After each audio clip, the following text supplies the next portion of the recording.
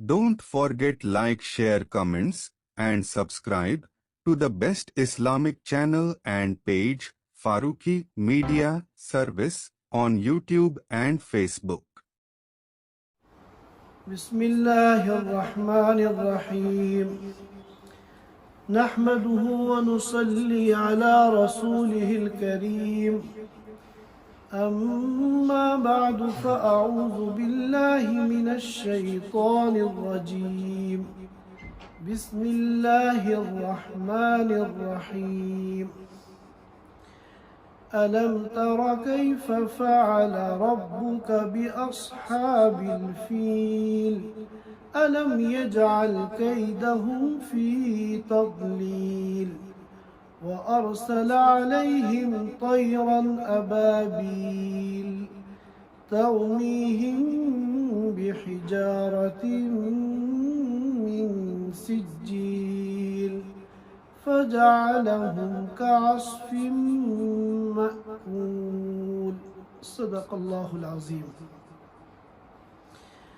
حضرات سامعین کرام، آج ہماری گفتگو کا موضوع سورۃ الفیل کی تفسیر ہے.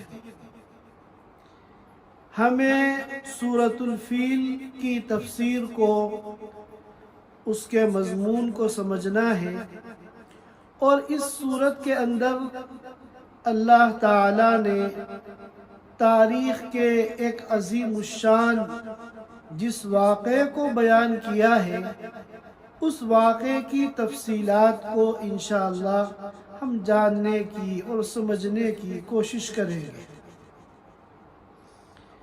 آپ حضرات جانتے ہیں کہ ابرہہ نامی ایک بادشاہ تھا جس نے بیت اللہ کو منہدم کرنے کا ناپاک ارادہ کیا تھا.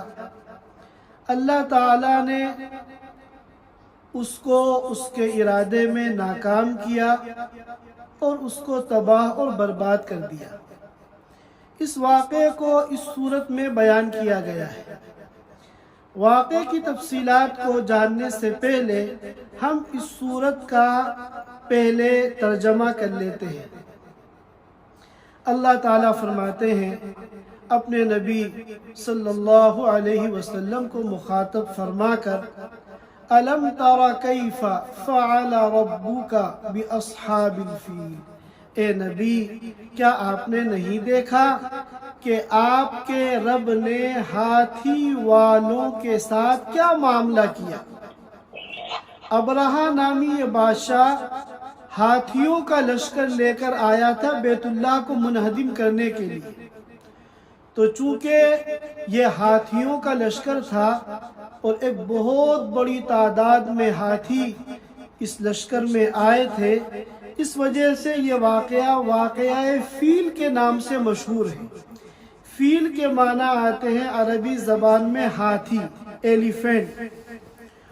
اور یہی وجہ ہے کہ جس صورت کے اندر اس واقعے کو بیان کیا گیا اس صورت کا نام بھی سورۃ الفیل ہے.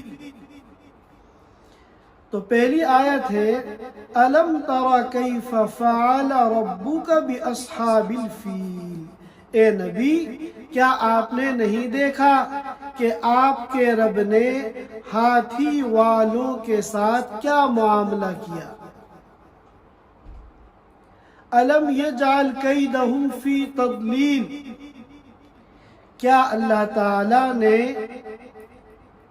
ان کے مکارانہ عزائم کو خاک میں نہیں ملا دیا؟ کیا اللہ تعالیٰ نے ان کے منصوبے کو اور ان کے پلان کو ناکام نہیں بنا دیا؟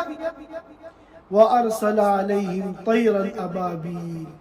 اللہ تعالیٰ نے ان لوگوں پر جو ہاتھیوں پر سوار ہو کر بیت اللہ کو منہدم کرنے کے لیے آئے تھے، ان پر اللہ تعالیٰ نے ایک مخصوص پرندے کے غول بھیجے.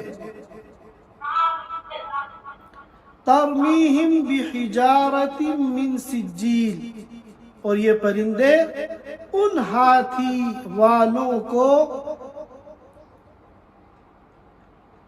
کنکری کا پتھر مارتے تھے۔ یہ پرندے ان کو کنکری یا پتھر کی کنکری مارتے تھے۔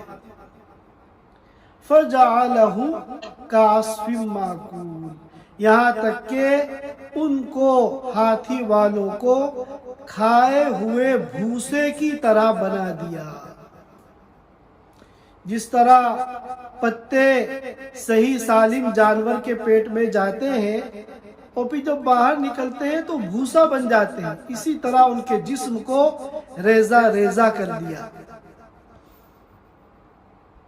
یہ اس آیت کریمہ، یہ اس صورت مبارکہ کا ترجمہ ہے۔ یہ واقعہ پیش آیا تھا سن 570 عیسوی میں۔ حضرت عیسیٰ علیہ السلام کی ولادت سے جو سن کا ایک سلسلہ شروع ہوتا ہے، جس کو ہم آج کل انگریزی سال کہتے ہیں، جس کا سال آج کل 2022 چل رہا ہے اور جنوری کا مہینہ ہے، اسی سلسلے کا جب سن 570 آیا، اس وقت یہ واقعہ فیل پیش آیا تھا۔ روایتیں مختلف ہیں، لیکن راجح قول یہ ہے کہ یہ واقعہ اسی سال پیش آیا جس سال اللہ کے رسول صلی اللہ علیہ وسلم کی پیدائش ہوئی، سن 570 عیسوی۔ آپ صلی اللہ علیہ وسلم کی پیدائش بعد میں ہوئی اور یہ واقعہ فیل اس سے پہلے پیش آیا۔ آپ صلی اللہ علیہ وسلم کی پیدائش ہوئی ہے ماہ ربیع الاول میں، اسی سن 570 عیسوی کے اندر ماہ ربیع الاول میں آپ صلی اللہ علیہ وسلم کی پیدائش ہوئی ہے، اور آپ کی پیدائش سے تقریباً 50 دن پہلے اسی سن میں محرم الحرام کے مہینے میں یہ واقعہ پیش آیا۔ اس واقعے کی کیا تفصیلات ہیں؟ یمن کے اندر ایک لمبے عرصے سے ایک قبیلہ حکومت کرتا تھا۔ اس قبیلے کا نام تھا قبیلہ حمیر، اور بڑے بڑے طاقتور بادشاہ اس قبیلے کے آئے جنہوں نے یمن پہ حکومت کی۔ تو یہ جو شاہان حمیر کا سلسلہ تھا، ان کا جو سب سے آخری بادشاہ تھا وہ ذو نواس تھا۔ ذو نواس کے دور میں اس قبیلے کی حکومت اور بادشاہت کا ہمیشہ کے لیے خاتمہ ہو گیا۔ شاہان حمیر کے سلسلے کی جو سب سے آخری کڑی تھی، اور حمیر قبیلے کے بادشاہوں میں جو سب سے آخر میں بادشاہ آیا تھا، اس کا نام تھا ذو نواس۔ یہ قبیلہ جو تھا یہ بت پرست ہے، اور اس زمانے میں ایک بڑی تعداد عربوں میں ایسی تھی جو بت پرست تھے، بتوں کی پوجا کرتے تھے، بتوں کی عبادت کرتے تھے۔ اور یمن میں عیسائی بھی رہتے تھے، نصرانی بھی رہتے تھے، جنہیں ہم کرسچن کہتے ہیں۔ اور ظاہر ہے کہ اسلام کے آنے سے پہلے جو آسمانی مذہب اس دنیا میں تھا وہ عیسائیت تھا۔ تو یہ لوگ تو بت پرست تھے، قبیلہ حمیر والے، اور یہ مشرک تھے کیونکہ بہت سارے بتوں کو اللہ کے ساتھ خدائی میں شریک کرتے تھے۔ اور کرسچن جو تھے، نصرانی، جو یمن میں بڑی تعداد میں آباد تھے، یہ موحد تھے، ایک اللہ کو مانتے تھے۔ تو یہ ذو نواس ان موحدین پر ظلم کرتا تھا، اور ان نصرانیوں پر، عیسائیوں پر ظلم کے پہاڑ توڑتا تھا۔ یہاں تک کہ ایک موقع پر ان عیسائیوں کی نسل کشی کا اس نے ایسا خطرناک منصوبہ بنایا اور ایک بہت بڑی خندق کھدوائی، اور پھر اس خندق میں آگ لگائی۔ جب آگ خوب بھڑک گئی پوری خندق کے اندر، تو 20,000 عیسائیوں کو اس خندق میں ڈال کر زندہ جلا دیا۔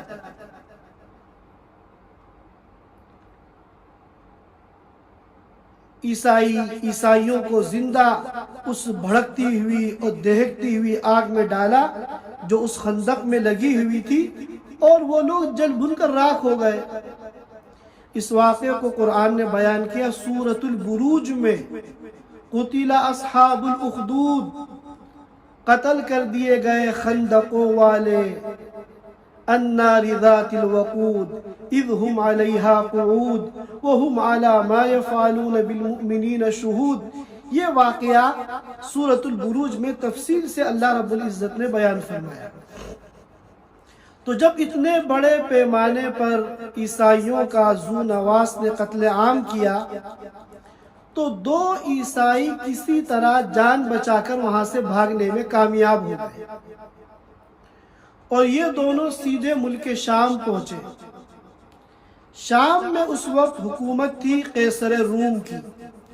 اس زمانے میں روم جو تھا وہ سپر پاور تھا، پوری دنیا کی سب سے بڑی طاقت اس کے پاس تھی، اور قیصر اس کا بادشاہ تھا۔ تو قیصر روم کی ملک شام میں حکومت تھی۔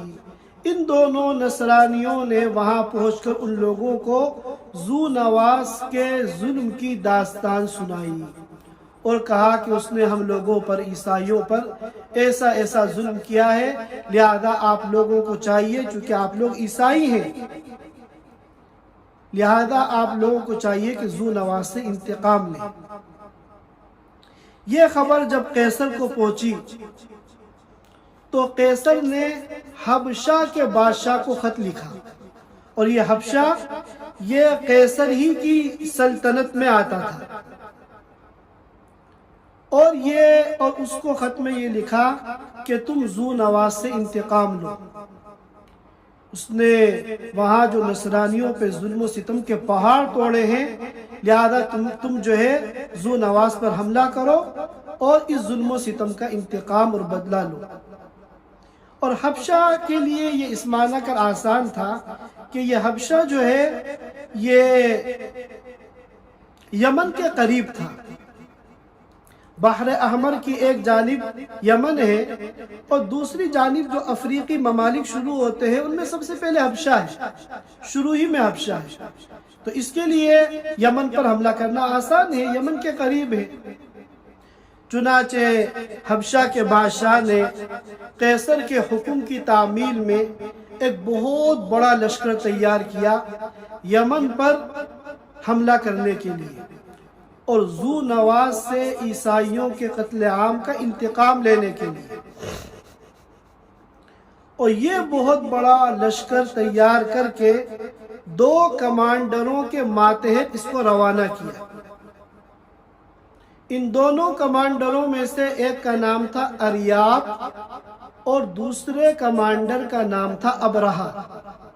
ان دونوں کمانڈروں کی ماتحتی میں ایک بہت بڑا لشکر تیار کر کے حبشہ کے بادشاہ نے یمن کے لیے روانہ کیا۔ یہ لشکر جب یمن پہنچا اور ذو نواس پر اور اس کے لشکر پر انہوں نے حملہ کیا، اور دونوں فوجوں کے درمیان جنگ ہوئی، تو نتیجتاً یہ لشکر ذو نواس کے لشکر پر غالب آ گیا اور ان کو فتح حاصل ہو گئی، اور ذو نواس کی جو فوج تھی وہ شکست خوردہ ہو گئی۔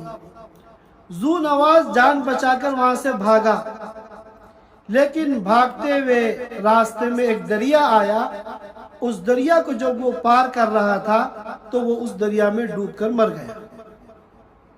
اب ان دونوں کمانڈروں نے یمن پر اپنی حکومت قائم کر لی۔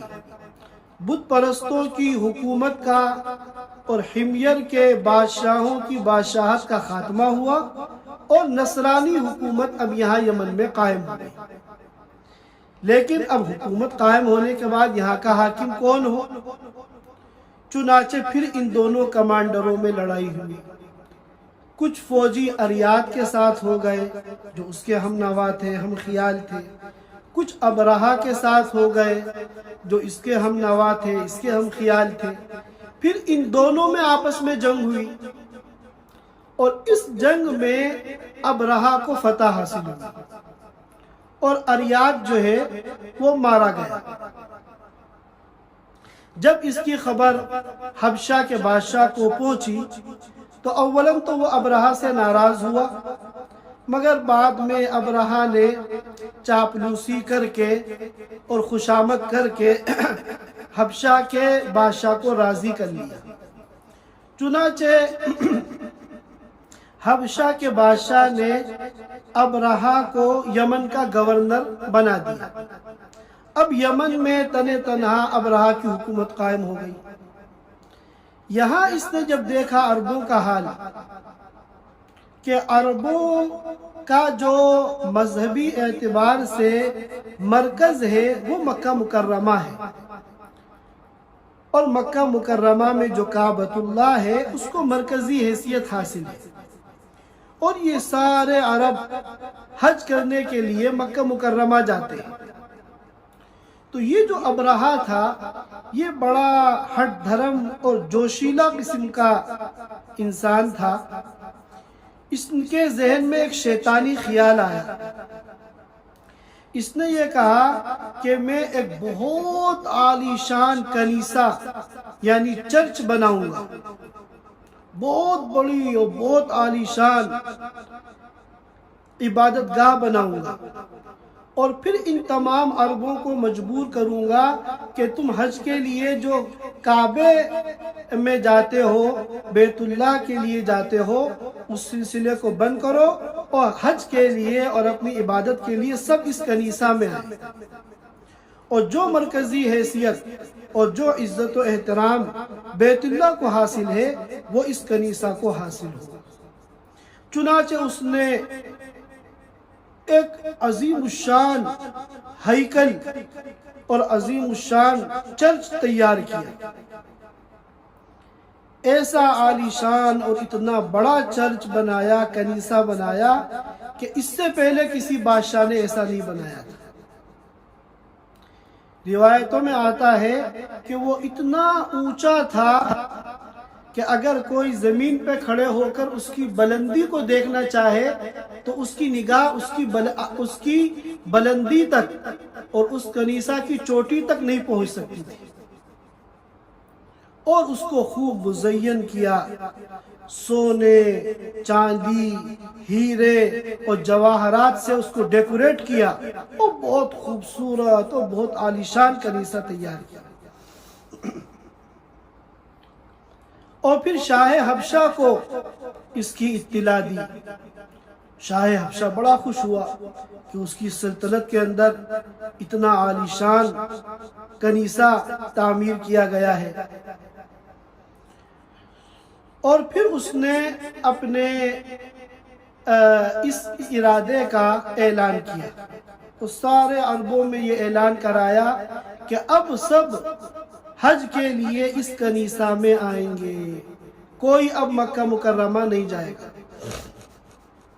اچھا، اس زمانے کے جو عرب تھے، عرب قبائل تھے جو یمن میں اور دوسرے علاقوں میں سب بسے ہوئے تھے، گرچہ وہ بت پرست تھے، بتوں کی عبادت کرتے تھے، لیکن دین ابراہیمی اور کعبے کی عظمت ان کے دل و دماغ میں بسی ہوئی تھی۔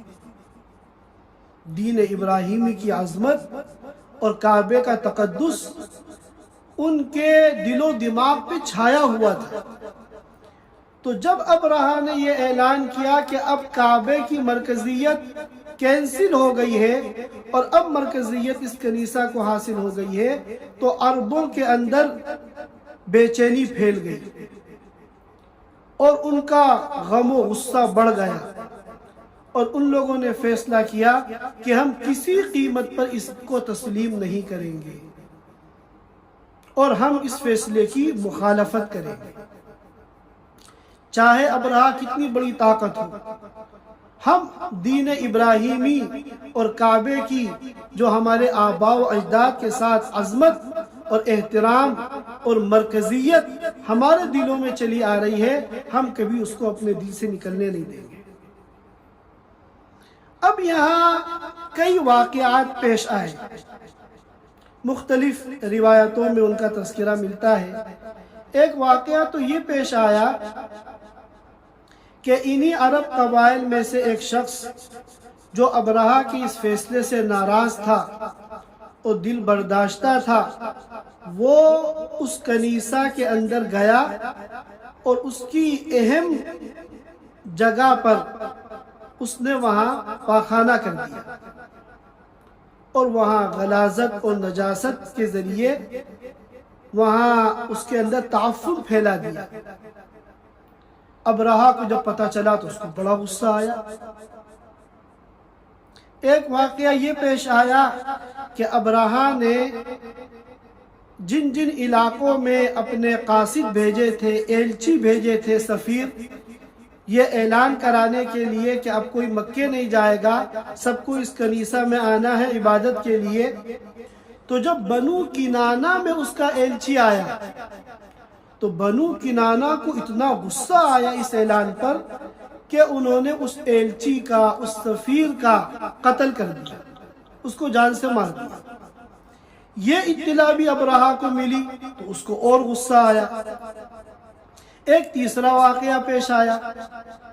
تیسرا واقعہ یہ پیش آیا کہ انہی عرب قبائل کا ایک قافلہ جا رہا تھا اور انہوں نے راستے میں ایک جگہ پڑاؤ ڈالا، اور یہ جگہ ایسی تھی جو اس کنیسہ کے قریب تھی، کچھ دوری پہ، کچھ فاصلے پر وہ کنیسہ تھا، چرچ۔ انہوں نے کھانا وانا پکانے کے لیے آگ جلائی اور کھانا وانا پکا کر، کھانا کھا کر، اپنی ضرورت پوری کر کے یہ قافلہ جب وہاں سے روانہ ہوا تو یہ اس آگ کو بجھانا بھول گئے۔ چنانچہ ان جو آگ جلائی تھی کھانا وانا پکانے کے لیے وہ ایسی جلی رہ گئی اور یہ قافلہ آگے بڑھ گیا۔ اللہ کا کرنا ایسا ہوا کہ تیز آندھی آئی اور یہ جو آگ تھی اس کے کچھ اجزاء اور جلتی ہوئی لکڑیاں وغیرہ وہ اڑ کر اس کنیسہ تک پہنچ گئے اور کنیسہ کا ایک حصہ جو ہے وہ جل گیا۔ پورا کنیسہ تو بہت بڑا تھا، لیکن یہ ہے کہ ایک بڑا حصہ کنیسہ کا اس آگ کی زد میں آیا اور وہ جو ہے وہ حصہ جل گیا۔ اب اس کی اطلاع بھی ابرہہ کو ملی تو اب ابرہہ کا غصہ جو ہے وہ آؤٹ آف کنٹرول ہو گیا، اور تحقیق سے اس کو یہ معلوم ہوا کہ ان تینوں واقعات کے پیچھے بیت اللہ کے، کعبۃ اللہ کے ماننے والوں کا ہاتھ ہے۔ تو اس نے یہ قسم کھائی کہ جس کعبے کے ماننے والوں نے میرے اس مقدس اور عظیم الشان کنیسہ کی بے حرمتی کی، اس کی حرمت کو پامال کیا اور اس کو نقصان پہنچایا اور اس کی طرف دعوت دینے والے سفیر کا قتل کیا، میں اس بیت اللہ کی اینٹ سے اینٹ بجا دوں گا، اور جب تک اس بیت اللہ کو گرا کر منہدم کر کے میں زمین بوس نہیں کر دوں گا اس وقت تک میں سکون سے نہیں بیٹھوں گا۔ یہ اس نے قسم کھا لی۔ چنانچہ پھر اپنے اس ارادے کی تکمیل کے لیے شاہ حبشہ سے اجازت مانگی، اور شاہ حبشہ کو تمام حالات سے مطلع کر کے اس سے اجازت مانگی کہ میں کعبے کو منہدم کرنے جا رہا ہوں۔ تو شاہ حبشہ نے نہ صرف یہ کہ اجازت دے دی، بلکہ اس کے پاس ایک بہت اعلیٰ درجے کا، بہت طاقتور، عظیم الجثہ ایک ہاتھی تھا، اور اس ہاتھی کا نام تھا محمود۔ تو محمود نامی اس اعلیٰ نسل کے عظیم الجثہ اور عظیم الہیکل ہاتھی کو اس نے ابرہہ کے پاس روانہ کیا اور یہ کہا کہ تم ضرور کعبے کو منہدم کرو، اور میں یہ اپنا مخصوص اور اسپیشل اور انتہائی طاقتور یہ ہاتھی جس کا نام محمود ہے یہ میں بھیج رہا ہوں، تم اس پہ چڑھ کر بیت اللہ پہ حملہ کرنا۔ اور اس کے علاوہ اس نے 8 اعلیٰ قسم کے طاقتور اور عظیم الجثہ 8 ہاتھی اور بھیجے، اور تجویز یہ طے پائی کہ بیت اللہ کو نعوذ باللہ اس طرح منہدم کریں گے کہ بڑی بڑی لوہے کی زنجیریں بیت اللہ کے ستونوں سے باندھیں گے، اور ان زنجیروں کا دوسرا کنارہ ان ہاتھیوں کی گردن میں باندھیں گے، پھر ان ہاتھیوں کو مخالف سمت میں دوڑائیں گے، جس کے نتیجے میں بیت اللہ کی پوری عمارت جڑ سے اکھڑ جائے گی اور زمین پہ گر کے زمین بوس ہو جائے گی۔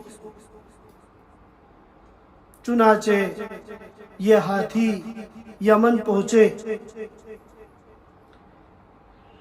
اور ابرہہ نے جو یہ کنیسہ بنایا تھا وہ یمن کا جو دارالسلطنت ہے صنعاء، آج بھی وہاں کا جو دارالسلطنت ہے کیپٹل ہے وہ صنعاء سٹی ہے، صنعاء شہر ہے، وہاں اس نے یہ کنیسہ بنایا تھا۔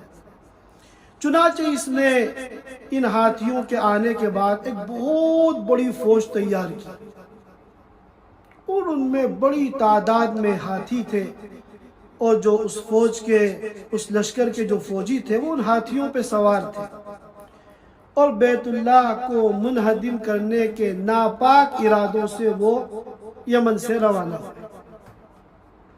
ابھی وہ یمن سے نہیں نکلے تھے کہ یمن میں ایک عرب تھا ذو نفر، اس نے عربوں کو اکٹھا کر کے ایک فوج تیار کی تھی کہ وہ ابرہہ کو آگے بڑھنے سے روکیں گے۔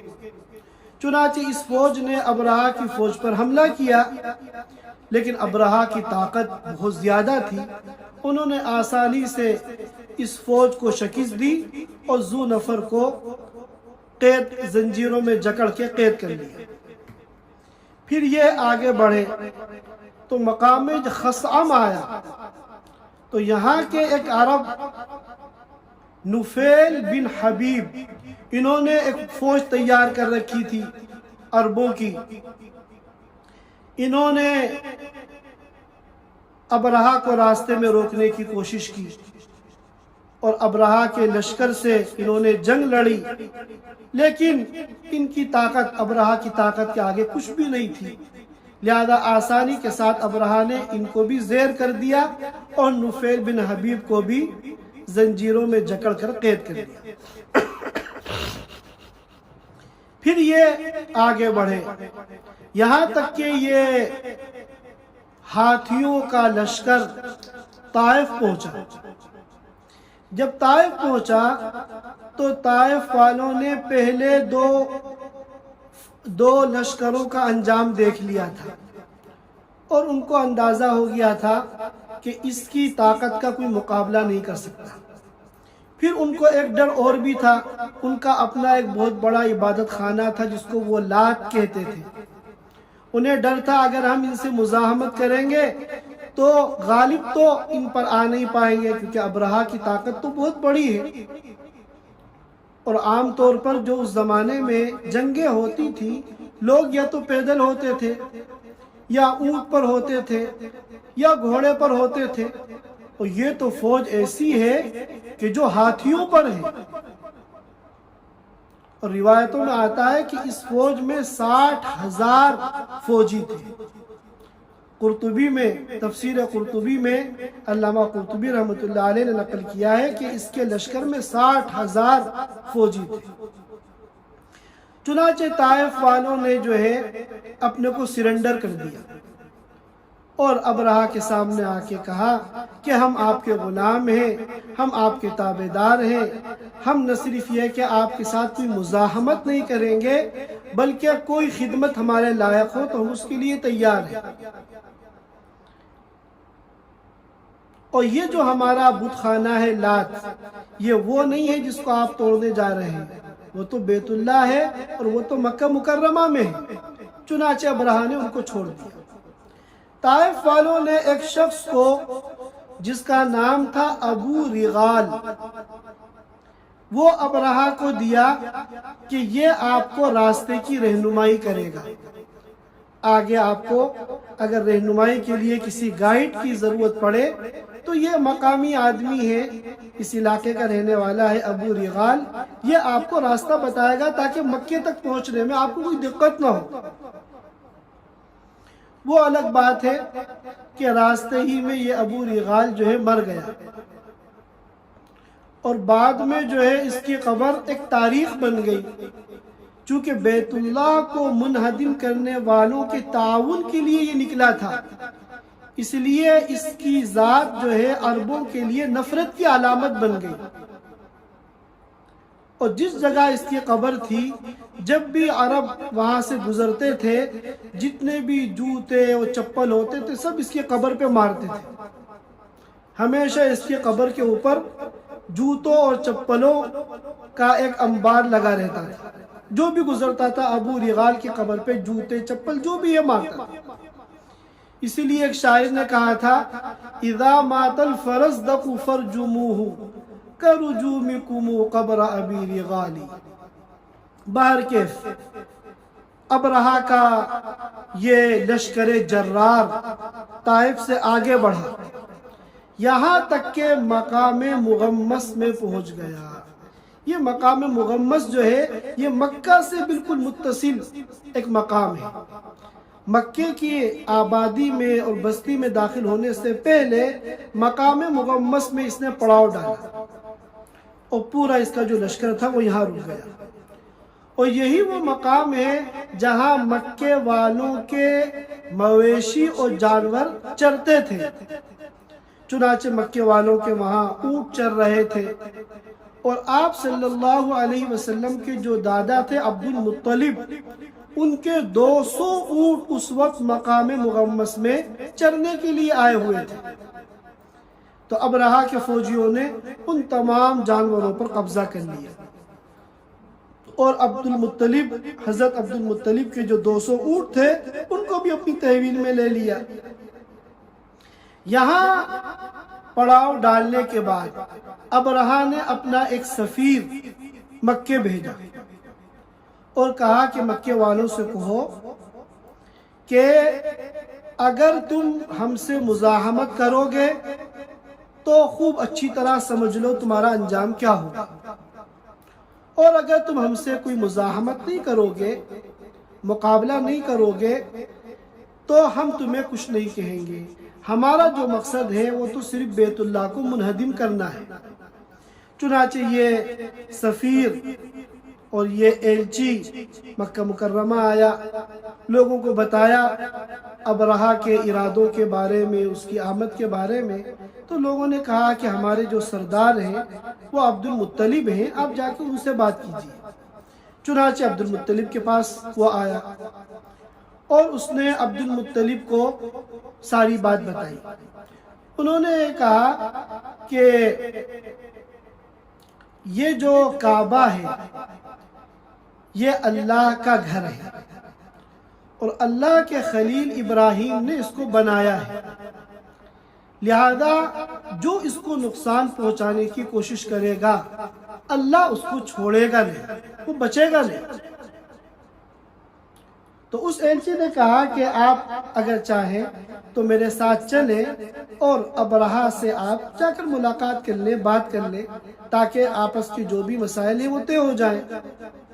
چنانچہ وہ تیار ہو گئے۔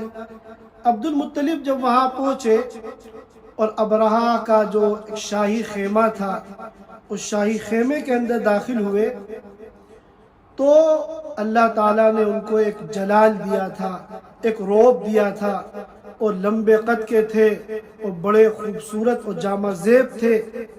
تو ابرہہ کے دل میں ان کا رعب آ گیا، اور ابرہہ اپنے تخت سے اتر کر نیچے ان کے ساتھ آ کے بیٹھا، اور پھر ان سے ترجمان سے کہا، کیونکہ دونوں کی زبان مختلف تھی تو اس لیے ٹرانسلیٹر کی ضرورت تھی، پوچھا کہ ان سے پوچھو یہ کیا کہتے ہیں۔ تو عبد المطلب نے کہا میں کچھ نہیں کہتا ہوں، میں صرف یہ کہتا ہوں کہ آپ کے فوجیوں نے میرے 200 اونٹ جو پکڑ لیے ہیں ان کو چھوڑ دیا جائے۔ تو ابرہہ کو بڑا تعجب ہوا کہنے لگا جب کو میں نے آپ کو پہلی مرتبہ دیکھا تو آپ کی عظمت میرے دل میں پیدا ہو گئی، لیکن آپ کے اس جملے سے ساری عظمت آپ کی نکل گئی۔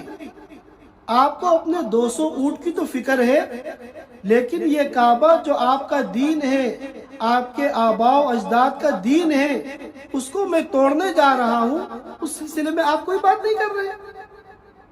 تو عبد المطلب نے کہا کہ دیکھو، ان اونٹوں کا میں مالک ہوں، لہذا ان کی حفاظت کی ذمہ داری میری ہے، اس لیے میں ان اونٹوں کی بات کر رہا ہوں۔ جہاں تک کعبے کا تعلق ہے تو وہ اللہ کا گھر ہے، اس کا ایک مالک ہے، اور اس کا جو مالک ہے وہ خود اپنے گھر کی حفاظت کرے گا، وہ میرا میٹر نہیں ہے، وہ میرا موضوع نہیں ہے۔ بہرکیف ابرہہ نے حکم دیا اور ان کے 200 اونٹ ان لوگوں نے چھوڑ دیے۔ عبد المطلب مکے واپس آئے اور یہاں کے مکے کے قریش کے بڑے بڑے سرداروں کو لے کر حرم میں گئے اور بیت اللہ کا پردہ پکڑ کے اور بیت اللہ کے دروازے کا حلقہ پکڑ کے ان سب لوگوں نے خوب رو رو کے اللہ سے دعا کی کہ اے اللہ، ہمارے پاس طاقت نہیں ہے کہ ہم اتنے بڑے لشکر کا مقابلہ کریں۔ اگر ایسا ہوتا کہ اپنی جان دے کر ہم بیت اللہ کو بچا سکتے تو ہم اپنی جان قربان کر دیتے، لیکن یہاں تو اتنا بڑا لشکر ہے کہ ہم اگر جان بھی قربان کر دیں تب بھی ہم بیت اللہ کو نہیں بچا سکتے، لہذا تو اپنے اس گھر کی حفاظت فرما اور صلیب والوں کو اس گھر پر غالب آنے سے روک دے۔ یہ لوگ خوب رو دھو کے دعا کر کے وہاں سے نکلے اور عبد المطلب نے کہا تمام مکے والوں سے کہ سب مکہ خالی کر دو، اور تب سب سے یہ کہا سب پہاڑ کی چوٹیوں پہ چلے جاؤ اور وادیوں میں چلے جاؤ، پورا مکہ خالی کر دو، کیونکہ جب ان لوگوں پر عذاب آئے گا تو کہیں ایسا نہ ہو کہ ہم بھی اس عذاب کے اندر پھنس جائیں۔ چنانچہ پورا مکہ ابرہہ کی فوج کے لیے خالی کر دیا گیا، گویا کہ سب سرنڈر ہو گئے، اور اس کے انجام کو دیکھنے کے لیے سب دور دراز پہاڑوں کے دروں میں، وادیوں میں، چوٹیوں میں چلے گئے۔ اب یہاں ابرہہ کا جب آگے بڑھنے کا وقت آیا اور اپنے بنائے ہوئے منصوبے اور پلان کے مطابق نعوذ باللہ بیت اللہ کو منہدم کرنے کا وقت آیا، تو سب سے پہلے اس محمود نامی ہاتھی سے کہا گیا چل آگے بڑھ، لیکن اس نے آگے بڑھنے سے انکار کر دیا۔ سارے جتن کیے اس کو کھڑا کرنے کے لیے، مگر وہ کھڑا ہی نہیں ہوا، وہ ٹس سے مس ہی نہیں ہوا۔ لوہے کے آنکڑے اس کے ناک میں ڈال کر اور اذیتناک طریقوں سے اس کو آگے بڑھانے کی کوشش کی گئی، مگر وہ کسی قیمت پہ آگے بڑھنے کے لیے تیار نہیں ہوا۔ اور جب اس کو یمن کی طرف بھیجتے فوراً چلنے لگتا، شام کی طرف بھیجتے فوراً چلنے لگتا، لیکن مغرب کی طرف کعبے کی طرف جب اس کو روانہ کرتے تو وہ آگے بڑھنے سے انکار کر دیتا۔ اسی تگ و دو کے دوران لوگوں نے دیکھا کہ سمندر کی طرف سے چڑیوں کے غول آ رہے ہیں، چڑیوں کے جھرمٹ اور ان کے گروہ آ رہے ہیں، اور عبد المطلب فرماتے ہیں کہ وہ پرندے ایسے تھے جو آج تک ہم نے نہیں دیکھے، نہ وہ تہامی تھے، نہ وہ نجدی تھے، نہ وہ حجازی تھے، بالکل عجیب و غریب قسم کے وہ پرندے تھے جو سمندر کی طرف سے غول در غول آ رہے تھے، اور ہر پرندے کے پاس 3 پتھر کی کنکریاں تھیں، حجارۃ من سجیل، ترمیہم بحجارۃ من سجیل، ایک کنکری ان کی چونچ میں تھی اور 2 کنکریاں جو ہیں ان کے دونوں پیروں میں تھی۔ اس طرح وہ غول کے غول وہ پرندے آئے اور انہوں نے اوپر سے وہ کنکریاں ہاتھیوں کے اس لشکر کے اوپر گرائیں، اور وہ کہنے کو تو معمولی سی کنکری تھی، مگر اس نے وہ کام کیا جو آج کے دور کی بڑی سے بڑی کلاشنکوف اور گنیں وہ کام نہیں کر سکتی۔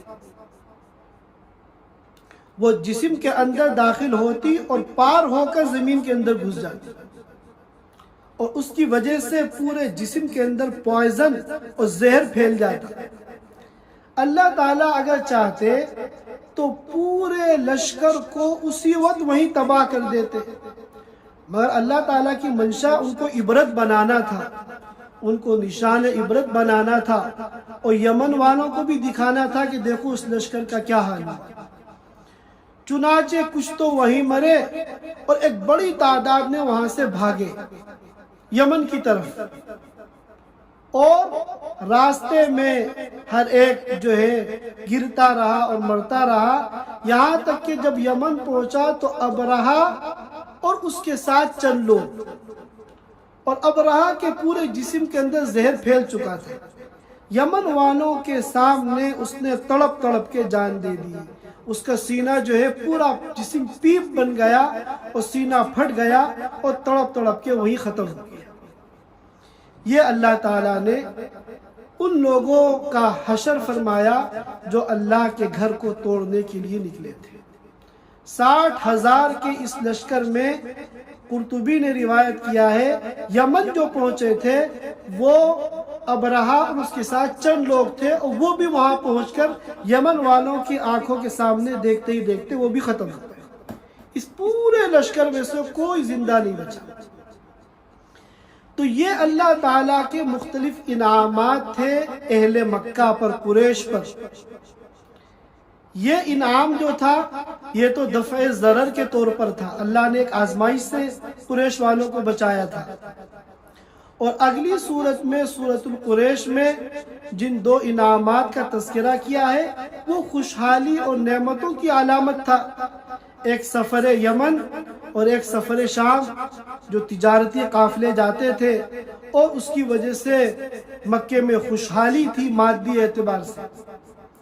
تو اللہ تعالیٰ جب انعامات دیتے ہیں، چاہے وہ دفع ضرر کی لائن کی ہو، مصیبتوں کو ٹالنے کے اعتبار سے ہو وہ انعام، یا جلب منفعت کی لائن کی ہو یعنی خوشحالی اور نعمتوں کی شکل میں ہو، تو پھر اللہ تعالیٰ یہ چاہتے ہیں کہ بندے اللہ کے ان نعمتوں کا شکر ادا کریں۔ فَلْيَعْبُدُوا رَبَّ هَذَا الْبَيْتِ الَّذِي أَطْعَمَهُم مِّن جُوعٍ وَآمَنَهُم مِّن خَوْفٍ۔ اللہ تعالیٰ ہم سب کو اپنی نعمتوں کا شکر ادا کرنے کی توفیق عطا فرمائے۔ صبح سے لے کے شام تک اللہ کی جن جن نعمتوں سے ہم لطف اندوز ہوتے ہیں، اللہ تعالیٰ ان تمام نعمتوں کا شکر ادا کرنے کی ہم سب کو توفیق عطا فرمائے۔ وآخر دعوانا ان الحمدللہ رب العالمین۔ Don't forget like, share, comments and subscribe to the best Islamic channel and page Farooqi Media Service on YouTube and Facebook.